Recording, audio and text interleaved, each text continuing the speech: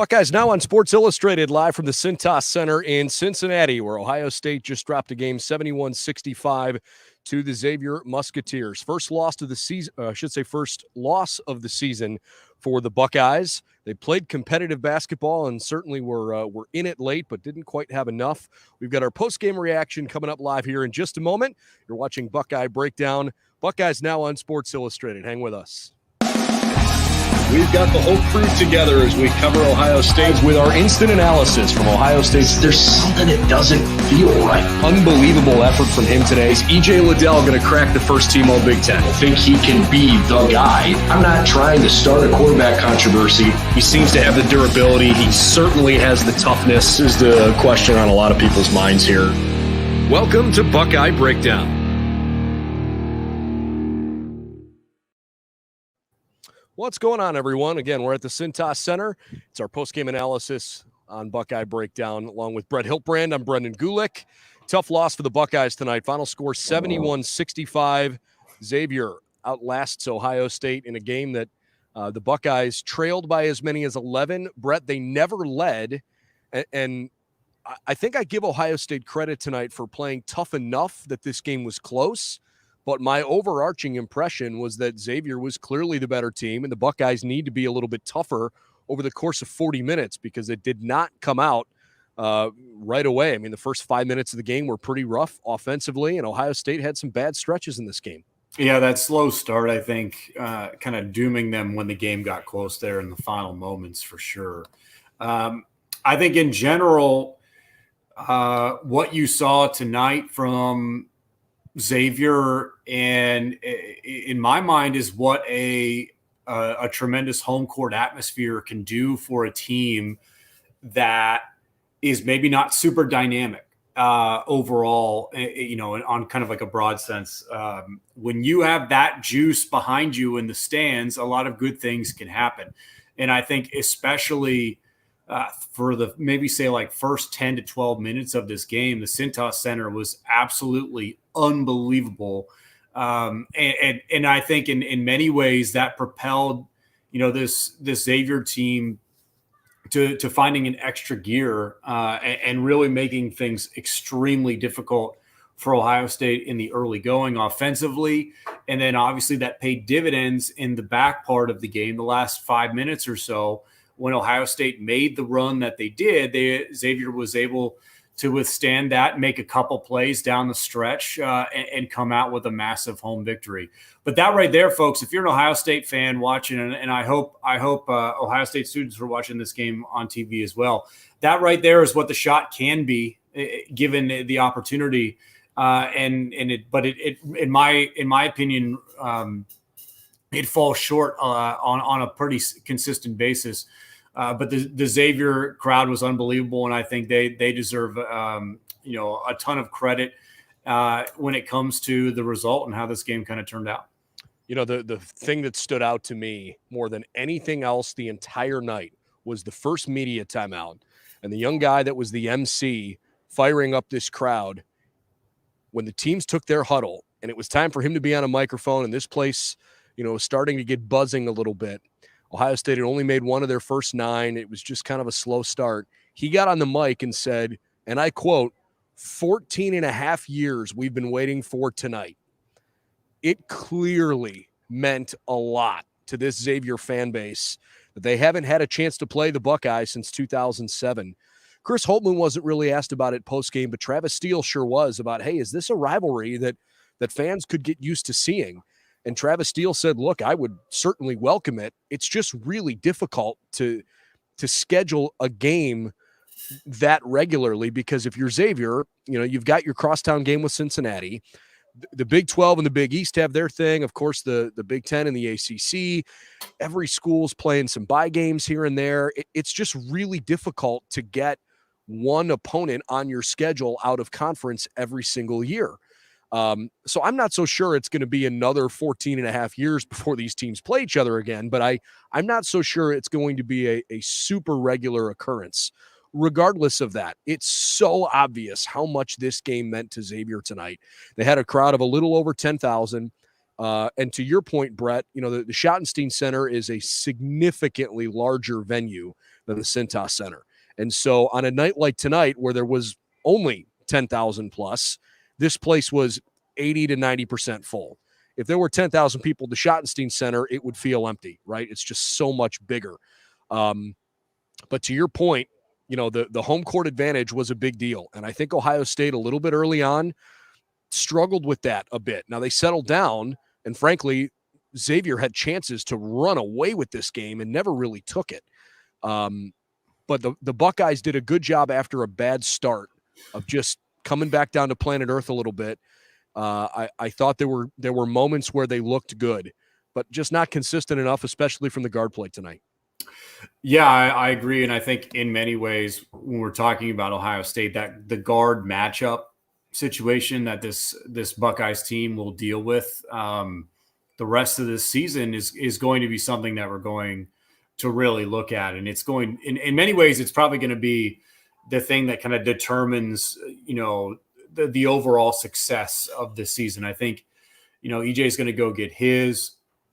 He will continue to be the player that, we expect of him, fans expect of him. But the guard play and its development on a pretty steep learning curve is really going to be the thing that drives the overall success of the 2021-2022 Ohio State basketball season. And I think you saw some of those deficiencies at guard play in this game. And then you also saw what could happen if some of these guys get going. I think Meach is a great example, right? If he's able to play at that level, that consistently, that is an amazing thing for Ohio State. If Branham's kind of a guard swing forward hybrid, in that kind of like 2-3 role. But like, if he grows up really fast, that's a great thing for Ohio State. I thought at times he disappeared a little bit into the background in this game. So yeah, I definitely want to bring up Branham because you're right. I mean, there were moments that he looked good, aggressive, driving to the bucket. He only finished 3 of 11. I don't want to kill the kid. It's his 4th ever college basketball game. Right. And he absolutely belongs on this floor. I mean, he 100% can play at this level. I think it's going to take a little bit of time. This was his first ever road game. And maybe because of the injury to Justice Suing, because Seth Towns isn't here, because Justin Arns hasn't, knocked down a boatload of threes in the first 3 games. And that's a problem too. And we should talk about that as well. Yeah. I think maybe we're unfortunately putting a little bit too much on Malachi's shoulders. And I think Chris Holtmann knows Malachi's going to have some growing pains this year because he's going to play. He is very clearly capable of playing at this level. And I can't wait. Honestly, I can't wait to see him 2 months from now. I can't wait to see him next year when he's a year stronger, because there were a couple of moments tonight where I was like, man, if he were a little stronger, he would have scored there. The Buckeyes are going to go through some bumps and bruises, I think with that, but the potential is there. Here's how I'll kind of I'll frame kind of my question or kind of my point around this question, right?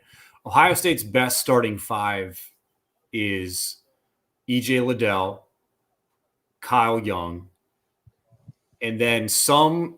Those are the 2 guys I think that we can pretty much guarantee should be in the starting lineup, right? The Ohio State's better when those 2 guys are on the floor. And then it's the next 3 that I think are going to be a revolving door, kind of open question that Chris Holtmann hopes he has a relative answer to pretty soon as far as locking down the next 3. I'm starting to wonder a little bit if you move Branham from the 2 to the 3, put Justin Arens on the bench, and then you have Wheeler and then Michi Johnson coming in, filling out those final 2 spots. I think that's Ohio State's 5 best at the moment. I think certainly in this game today, when those 5 were on the floor at times, that was the best lineup that Ohio State had. Justin Arens is a matchup problem for some teams because of how long he is and how he has to stretch the floor. But flat out, if you don't make a field goal and if you don't get a shot up, I think he only had maybe 4 or 5 shots. Yeah, if 2. You don't get a shot off, you're not on the floor, period, in this offense. And that's something that I think Chris Holtmann and his staff is going to have to take a really hard look at, Because you want to talk about Malachi having to grow up real fast. The defensive assignments that are pretty massive, especially come Big Ten conference play, when you move from that 2 to 3 and you become kind of that swing person. Yeah, Justin Arns 0 for 2 shooting the ball. He had 3 for 3 from the free throw line to make a final line tonight of 3 points, but did not score from the floor. Malachi 3 of 11. Yeah, yep. Michi Johnson 5 of 12. He hit 3 threes. Obviously, I don't want to go too much longer without talking about EJ. He did have a good game, 7 of 14, 17 points. He was fouled 5 times. He had 7 rebounds, but he had 8 blocked shots. The last Buckeye to have 8 blocked shots in a game, Dallas Lauderdale back in the NCAA tournament 2010 against UCSB. And frankly, it wasn't just that he was blocking shots. It was that EJ was playing pretty ticked off because that first 5 minutes of the game was rather poor defensively for the Buckeyes. It wasn't that Xavier ran away with it, and just started scoring in buckets. Xavier got to the rim way too easily. And the Buckeyes on the other end were missing layups.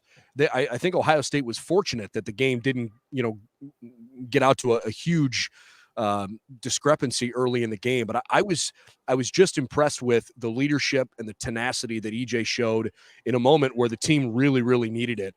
Had a couple of blocks within a few minutes stretch and ended up with 8 in the game. But the reality is, if the Buckeyes are going to be good this year, they need more than him, because he is the top of the scouting report for every team that Ohio State's going to play this season. And the Buckeyes have got to develop something around him that, is a consistent offensive threat. Yeah, and I think too that high-low offense that they're really trying to emphasize and getting a mismatch either on Zed Key or EJ. It works really well, I think, as long as you get the game kind of officiated properly, if that makes sense. You know what I'm saying? And I think at times in this game, that was something that was a little bit, I wouldn't say it was necessarily a question mark. Like I didn't have much of a problem with it, but I think you have to work. Sometimes you have to work really hard for 2 foul shots. That in Ohio State maybe can look at that from an efficiency standpoint and wonder if maybe there's an adjustment to be made a little bit, and also how that high-low affects guys coming off of, essentially help side defense and then finding a switch to an open 3. That's going to be something that I think we'll see some kind of ebb and flow in development as the season goes along. But I really think that in many ways, like a pissed off EJ Liddell is actually like a good thing for Ohio State, especially on the defensive side of the floor. That isn't necessarily a bad thing for the Buckeyes. I think Xavier's size bothered Ohio State. I mean, obviously Jack Nunge is a former Iowa Hawkeye. He had 14 and 14 and ended up playing 31 minutes because Deontay Miles got in foul trouble. Miles had 4 fouls in 8 minutes of play. He just didn't see a ton of the floor because he got in trouble early.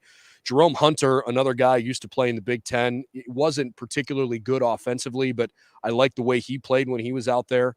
I actually thought Ohio State did a pretty darn good job with Paul Scruggs until the last couple minutes of the game. And that's where I got a little disappointed because, in some regard, you kind of expect veteran guys to play veteran in big moments. And so Scruggs did that. But I sort of hoped that Ohio State wasn't going to let Scruggs be the guy that beat them at the end of the game.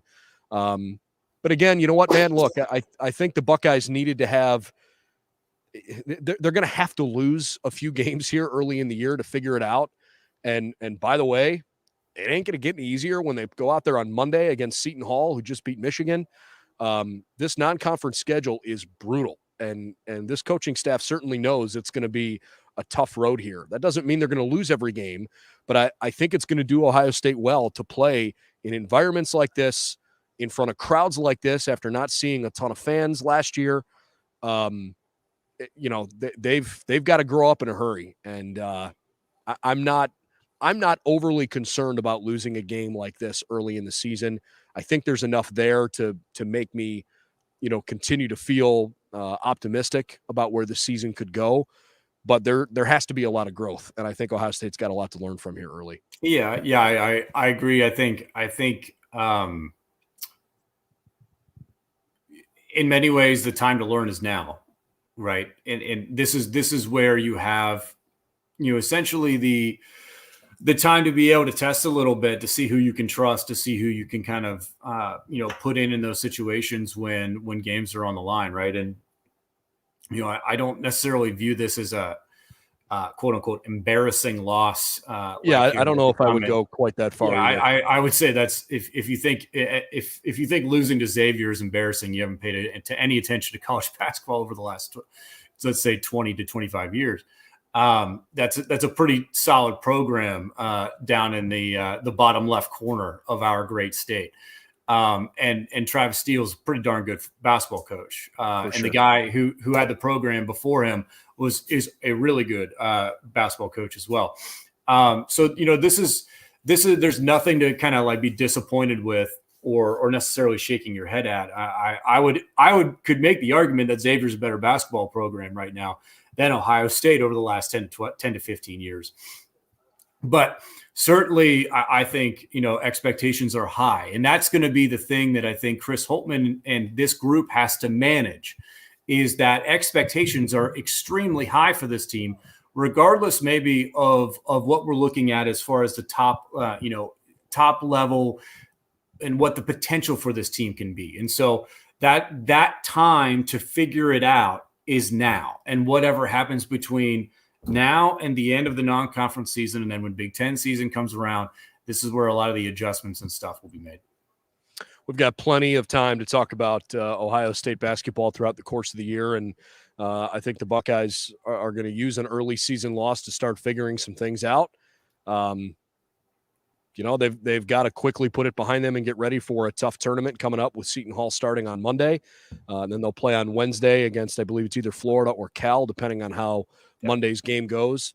But obviously there's a lot of Power 5 and good mid-major teams on the schedule. And I think the Buckeyes are going to learn pretty early on what kind of toughness they need to play with. I'm not overly concerned about Ohio State's lack of a big man compared to tonight, because they were right there with a team that was significantly bigger than they are. And I think that's an area that fans quickly turn to, is saying, well, we don't have enough of a post player. But Zed Key did a decent job tonight. I think Zed is incredibly strong, and I'm interested to see if Chris Holtmann uses any lineups with Zed and EJ on the floor at some points, if they're getting into cold three-point shooting stretches. I'll be interested to follow that along the way. Obviously not having Justice Suing for a while stinks. That's the big story of the day. I didn't want to focus too much on that because Justice wasn't out there, and you got to talk about the guys that are on the floor. But missing his paint touches, I think, was critical for Ohio State as well. So a lot of room to grow for the Buckeyes, but they were certainly in this game. I definitely would not call it an embarrassing loss, as that comment had said. But it's certainly a disappointing loss. You like to think when you go on the road and compete at a high level, that you can come away with the win, and the Buckeyes just didn't make enough shots tonight. I'll give you the last word. Yeah, I think shots is essentially going to be the overarching theme for me. It's the guards have to get a little bit better shooting the basketball, and then I think when you talk about the absence of Justice Suing, the guard's got to be able to stay in front of somebody, especially if you don't have someone protecting the rim. And Justice's length goes a long way to helping that out as well.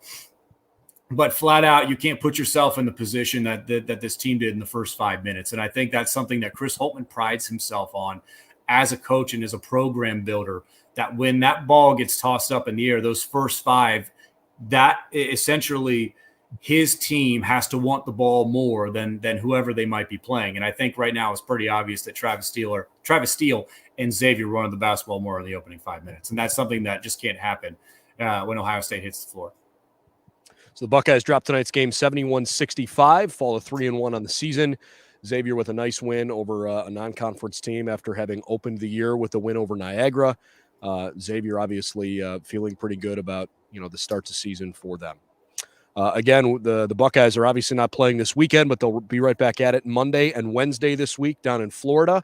We will cover the games for you from Columbus. We'll be covering remotely, but we'll certainly have some post-game reaction for you on Monday first against a Seton Hall team that is very, very good, Sweet 16 caliber good for sure. So we'll find out what the Buckeyes can do against the Pirates on Monday.